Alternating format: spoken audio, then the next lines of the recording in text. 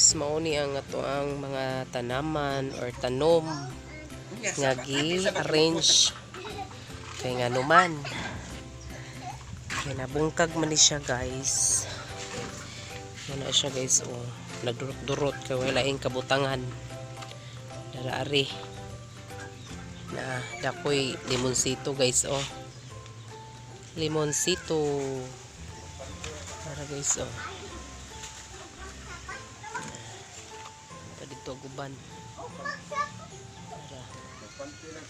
Ana. Kay nga numanggi, arrange balik guys. Tungod kay giguba naman ang paya guys. Oh, nahawa na guys. Oh, hinlo na. Oh, makita na ang balay. Balay na balay. Napaguban ng tanom guys. Oh, kinainitan.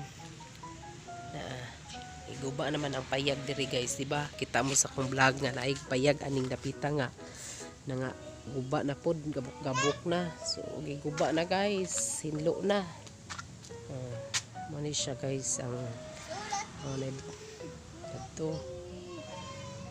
Na siya. Narag mga kahoy nga giguba guys. Kuan lang daw ko ni bahinon. Kinsay mga adyo. Nasa kinainitan yan namubo po kong tanaman sa kuang mother niya kanang dingding diha guys nga naguba. Never mind guys kay plywood lagi plywood di anay. So na siya ihulon pa guys. Ano siya ron.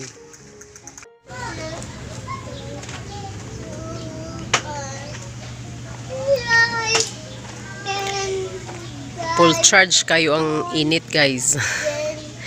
Perteng inita jud galagiti ang kainit. Tsaka nang naitrapal diha guys, naitrapal diha sa dapit sa gate.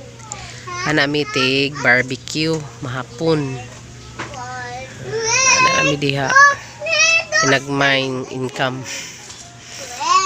Hawa na guys, oh. Kanang baya guys, munay bay sa mother. Diyan kani nga balay kinunhan sa akong manghod dan kani amo.